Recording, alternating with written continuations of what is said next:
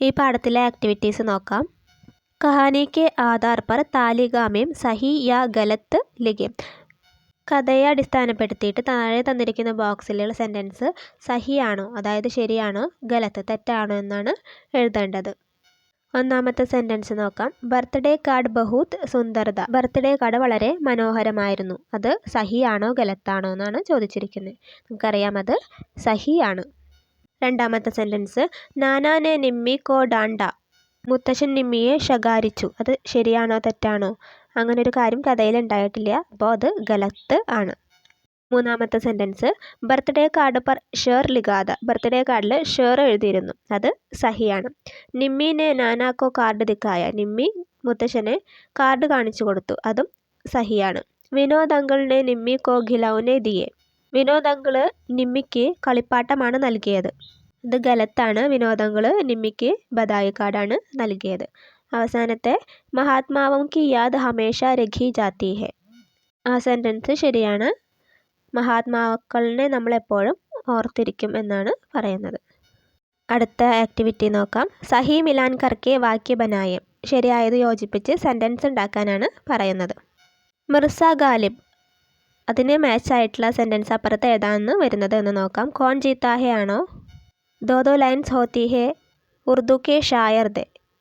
ഹമേഷ യാദ് രഖെ. ഇതിലേതായിരിക്കും മിർസ ഗാലിബിന് മാച്ചായി വരുന്നത്? നമുക്കറിയാം മിർസ ഗാലിബ് ഉറുദു കവിയാണെന്ന്. അപ്പോൾ മിർസ ഗാലിബിന് മാച്ചായി വരുന്ന സെൻറ്റൻസ് മിർസ ഗാലിബ് ഉറുദു കെ ഷായർ ദെ എന്നുള്ളതാണ്. അപ്പോൾ ആ സെൻറ്റൻസ് ഒരുമിച്ച് എഴുതണം.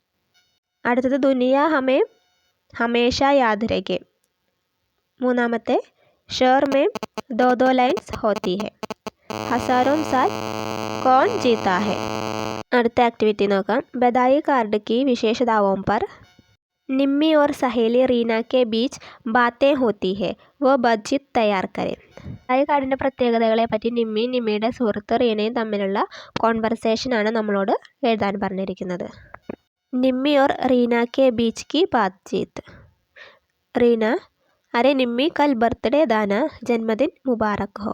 റീന പറയാണ് നിമ്മി ഇന്നലെ ബർത്ത്ഡേ അല്ലായിരുന്നോ, ജന്മദിനാശംസകൾ എന്ന് പറയുന്നു. നിമ്മി ധന്യവാദ് റീന. നിമ്മി ധന്യവാദ് നന്ദി പറയുന്നു. മുझे एक ഖാസ് തോഫ മിലാദ. എനിക്കൊരു വിശേഷപ്പെട്ട ഗിഫ്റ്റ് കിട്ടി. റീന ഓ വോ ക്യാദാ.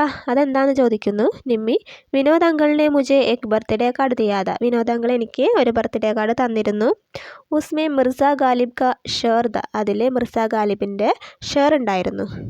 റീന ചോദിക്കുകയാണ് ഗാലിബ് കാ ഷേർ യെ ക്യാ ചീസ് ഹോത്തി ഹെ. ഗാലിബിൻ്റെ ഷേറോ അതെന്താണെന്ന് ചോദിക്കുകയാണ്. നിമ്മി പറയുന്നു ഗാലിബ് നഹി ഗാലിബ് വേ ഉറുദു കെ മഹാൻ ഷായർ ദെ. അദ്ദേഹം ഉറുദുവിലെ മഹാനായ പ്രസിദ്ധനായ കവിയാണ്. ഉൻകി കവിതാമേ. അദ്ദേഹത്തിൻ്റെ കവിതയിൽ ദോ ദോ ലൈൻസ് ഹോത്തി ഹെ. രണ്ട് വീതം വരികളുണ്ട്. യേ ദോ പങ്ക്തിയം ഷേർ കഹലാത്തി ഹെ. ഈ രണ്ട് വരികളാണ് ഷേർ എന്ന് പറയുന്നു റീന. തോ ഐസാ ഹെ ഗാലിബ് കാ ഷേർ ക്യാദാ. അപ്പം എന്തായിരുന്നു ആ ഗാലിബിൻ്റെ ഷേർ എന്ന് റീന ചോദിക്കുന്നു. നിമ്മി പറയുന്നു വ ഷേർ ഐസാ ദാ. ഷേർ എങ്ങനെയാണ്? തും ജിയോ ഹസാരോം സാൽ സാൽ കെ ദിൻ ഹോ 50,000 എന്ന് പറയുന്നു റീന. ഇസ്കാ മതലബ് അതിൻ്റെ അർത്ഥം ഹസാരോം സാൽ കോൺ ജീത്താ ഹെ. ആയിരക്കണക്കിന് വർഷം ആരാണ് ജീവിക്കുക എന്ന് ചോദിക്കുന്നു. നിമ്മി പറയാണ് മേ ബി യെ പഠിക്കർ ഉൽജന്മേം പഠിയത്. ഞാനും ഇത് വായിച്ചിട്ട് ആശയക്കുഴപ്പത്തിലായിരുന്നു. ഫിർ നാനാനെ മുझे. പിന്നീട് നാന എനിക്ക് ഇസ്കാ മതലബ് ബതായത്. ഇതിൻ്റെ അർത്ഥം പറഞ്ഞു തന്നു.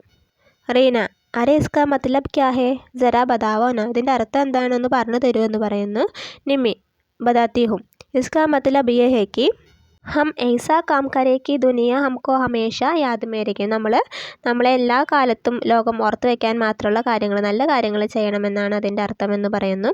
ജയ്സെ മദർ തെരേസ അമീർ ഖുസ്രോ ഗാന്ധിജി. ഉദാഹരണത്തിന് മദർ തെരേസയും ഗാന്ധിജിയും അമീർ ഖുസ്രോ ഒന്നും ആജ് സിന്ദാ നഹി ഹെ എന്ന് ജീവിച്ചിരിപ്പില്ല. പർ ഇനേം ആജ് ഭി ദുനിയ യാദ് കർത്തി ഹെ. പക്ഷേ ഇവരെ ലോകം ഇന്നും ഓർക്കുന്നു. യേ തോ ബഡിയ ബാത്ത് ഹെ. നല്ലൊരു കാര്യമാണ്. നിമ്മി തുമേ ഓർ കോയി ഷേർ മാലൂം ഹെ. നിനക്ക് വേറെ ഷേർ അറിയുമോ എന്ന് ചോദിക്കുകയാണ് നിമ്മി. നഹി ഇല്ല. നാനാനെ കഹാ ഫിർ ബതായെങ്കിൽ. നാന പിന്നീട് പറഞ്ഞു തരാം എന്ന് പറഞ്ഞിട്ടുണ്ട്. റീന ടീക്ക് ഹേ നിമ്മി ഗണ്ടി ബജി ഹേ കക്ഷാമേ ജായേ. ശരി ബെല്ലടിച്ച് നമുക്ക് ക്ലാസ്സിലേക്ക് പോകാം എന്ന് പറയുന്നു. നിമ്മി അച്ചാ ചലെ വരൂ പോകാമെന്ന് പറയുന്നു. ഇത്രയാണ് ഈ പാഠത്തിലെ ആക്ടിവിറ്റീസ്.